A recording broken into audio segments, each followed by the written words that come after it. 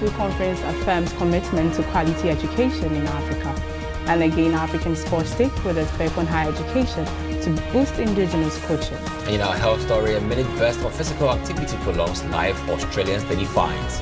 In our discovery study for the week, 3 KNUS students create smokeless charcoal. Now to entertainment news, Niger Music Festival revives tourists despite raging insecurities.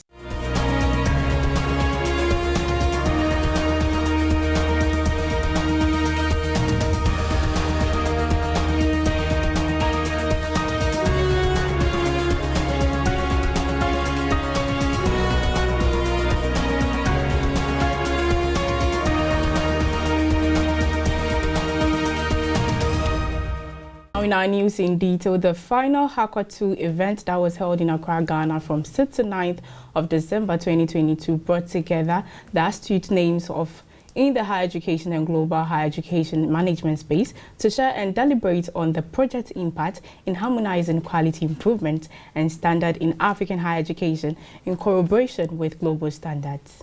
The final HAQAA 2 event that was held in Accra, Ghana from the 6th to 9th of December brought together the astute names in the African and global higher education management spaces to share and deliberate on the project's impact in harmonizing quality improvement and standards in African higher education in collaboration with global standards. The HAQAA 2, an initiative by the European and African Union's commissions, was implemented and steered by brielGlobal, European Association of Quality Assurance and Higher Education, the Association of African Universities, and the German Academic Exchange Service.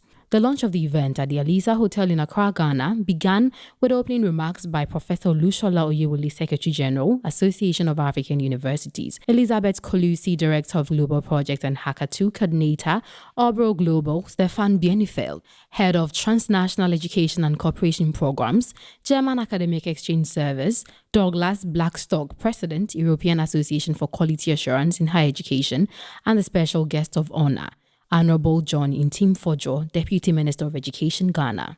The initiative that has been structured around the 3 core areas, namely capacity building, training and support for CESA, ignited the interest and enthusiasm of participants to assess the developments made thus far. It has engaged diverse stakeholders from the higher education sector at institutional, country and regional levels. Okay, so that was an interesting one right there. We also engaged with Elizabeth Colusi, who is the director for brielGlobal. Let's listen to her submission. HAQAA has been, I think, a very fruitful initiative. We are now completing the 2nd phase. Some of the main accomplishments has been building a true Pan-African quality assurance community.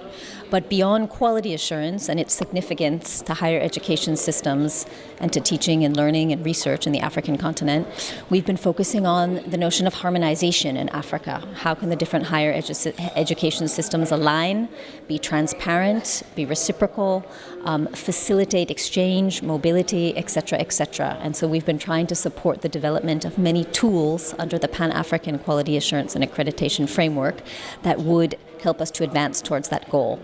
Most importantly, the community that's been created around the work that has been done, which is very much present here in this final conference of the HAQAA 2, has been, I think, a success in itself. We have a dynamic network of what we call ambassadors who've undergone training. We have a dynamic network of experts that have participated in reviewing quality assurance agencies, et cetera, et cetera. So it's been really fruitful, and I think that the people who've attended this final conference feel a lot of ownership for this initiative, which goes well beyond the implementing consortium. I would also just mention the strong regional support that has been carried out through a number of strategic regional partners in East Africa, in Francophone Africa, in South Africa, and in North Africa. This has been essential for making a lot of the initiatives a reality in very different contexts within Africa. We're very privileged to have the leadership of the AAU, but we also feel privileged to have the support and guidance and the strong work ethic of many of the regional organizations as well.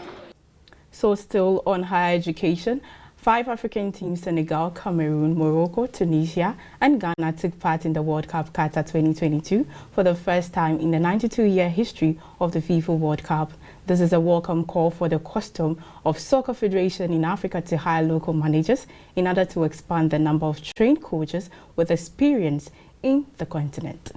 For the first time in the 92-year history of the FIFA World Cup, the 5 African teams participating at the World Cup Qatar 2022, Morocco, Tunisia, Senegal, Cameroon and Ghana are each led by an indigenous coach, a welcome break from Soccer Federation's habit of hiring foreign coaches.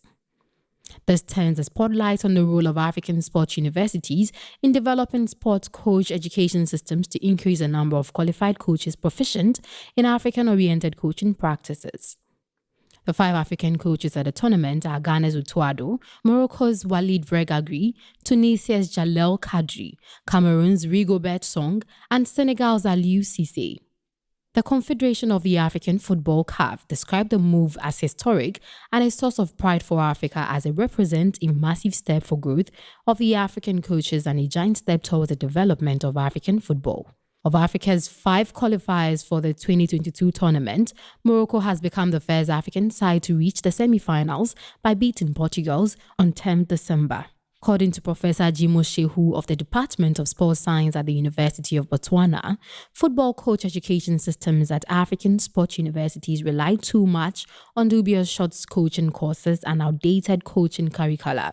There is also a lack of competency and scenario-based coaching education programs. In Africa, universities still have a lot to do to streamline the coach education systems.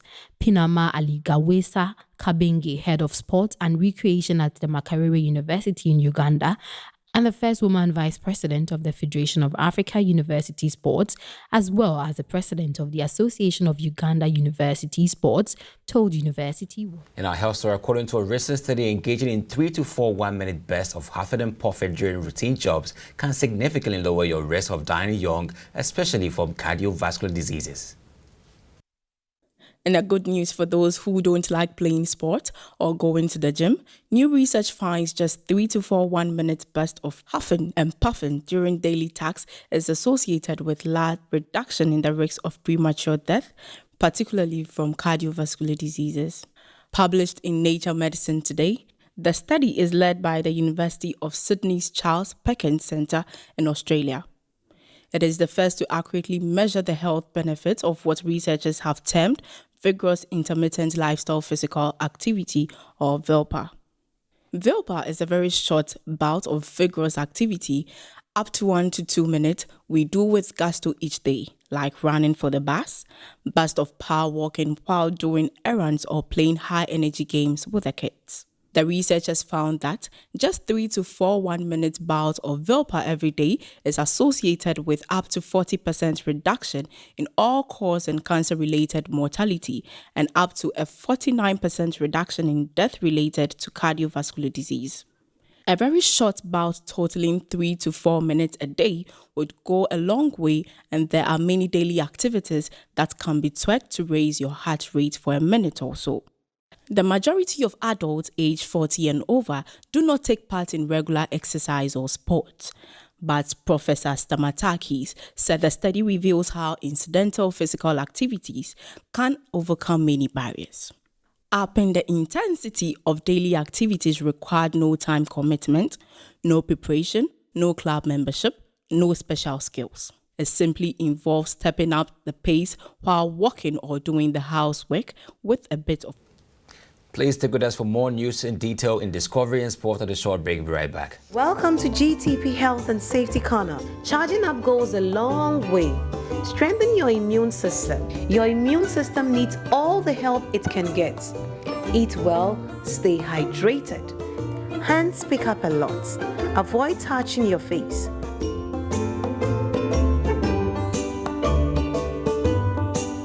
Your well-being is in your hands. Sanitize regularly. Stay safe.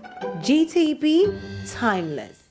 In our Discovery Story for the week, a solution by brielGlobal Limited, a group of 3 students from the Kwame Nkrumah University of Science and Technology, have produced charcoal that is 3 times stronger than the usual charcoal on the market. It has a smokeless feature. It is molded to suit specific purposes, among other innovative features. Firewood has for so long been a major source of energy for domestic purposes. Along the line, innovative minds realized that a better substitute could be made out of firewood just by burning them, and that is how charcoal is traditionally made.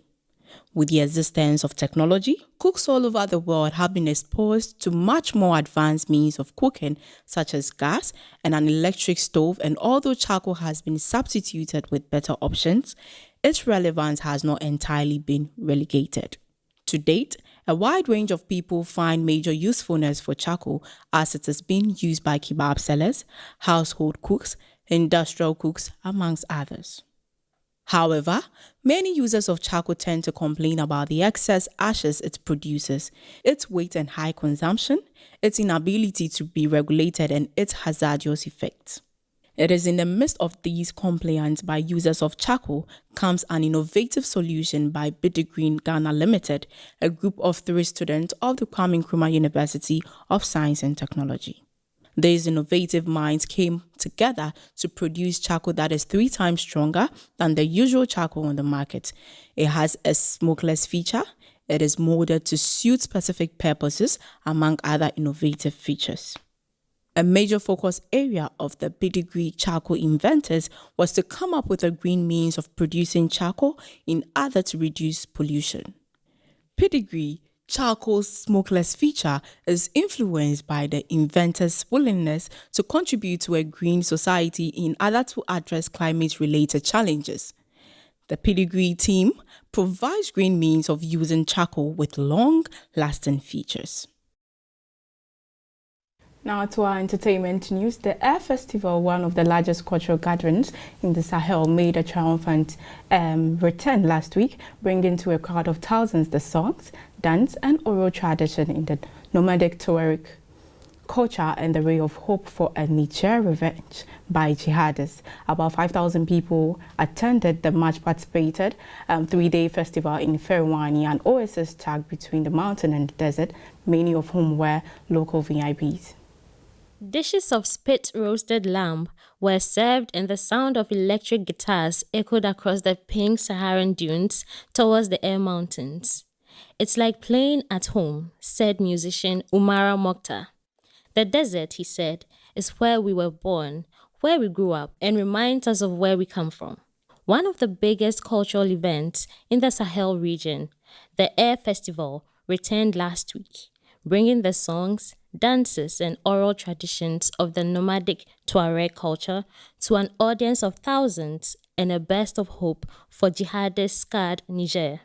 The eagerly awaited 3-day party unfolded in Ifaron, an oasis sandwiched between desert and mountains, 1,200 kilometers from the Nigerian capital, Niamey.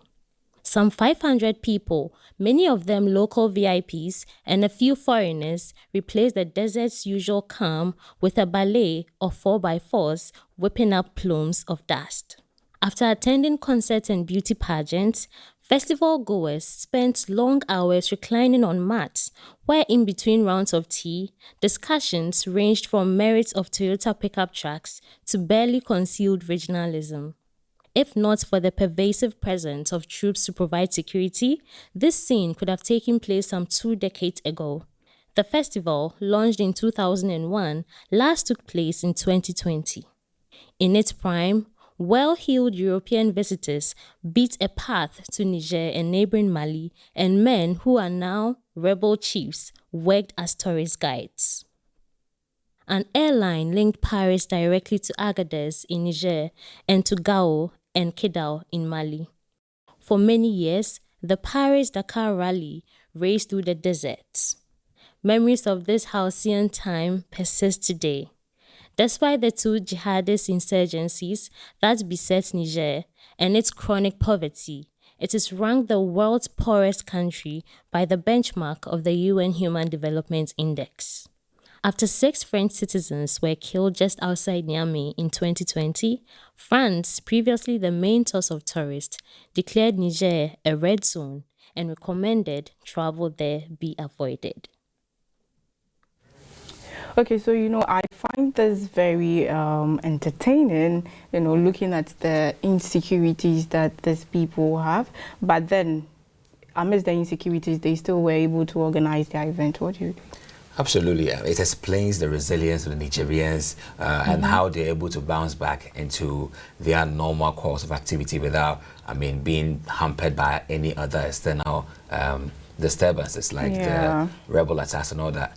Tourism is one very fundamental revenue mobilizer or generator for every economy, and the Nigerian economy is not the economy that has all it's rosy. They are very frivolous one. They're just struggling through the hard times, and for them to lose out on tourism is also something I don't think they would want to take that lightly.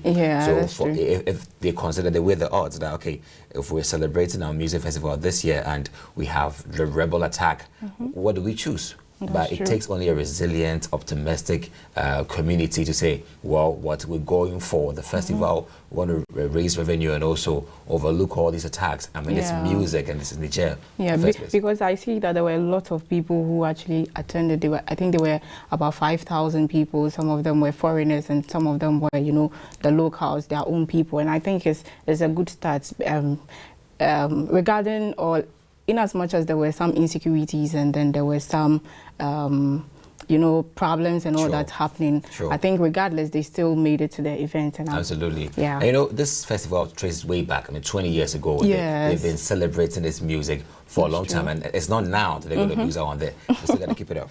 Yeah, that's true. So we're glad you made time to watch us on AAU TV Midweek. So we'll take a quick recap of the headlines. So in this week's headlines on higher education, HAQAA 2 conference affirms commitment to quality education in Africa. And again, African sports stakeholders beckon higher education to boost indigenous coaching. And in our health story, a minute best of physical activity prolongs life, Australian study finds.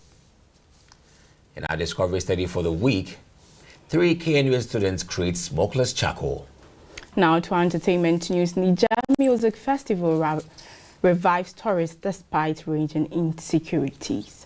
So we leave you this week with some very wonderful and suspense in there. The World Cup final is coming. Yesterday we saw what happened. That's true. Argentina made it and then Croatia dropped. People were saying that they didn't deserve it. Big ups to Luka Modric, he's like one man army in the whole Croatian army. But you can now count on Argentina on one hand and the French team on one hand. And I want to ask you, who do you think is making it? I don't mind this one. I really can't tell. Personally, I'm actually also in a fix. Who's making it? Because they're all good teams. Messi, the Mbappes. Yeah, we just hope for the best. Any of them that wins, I think I'm okay with that. But I don't have a favorite. I dare you to predict. All right, so we're glad you made time with us on AAU TV Midweek News. We're also glad you'll make some comments on our very dedicated platform, tv.aau.org, for more information and also your comments on our stories.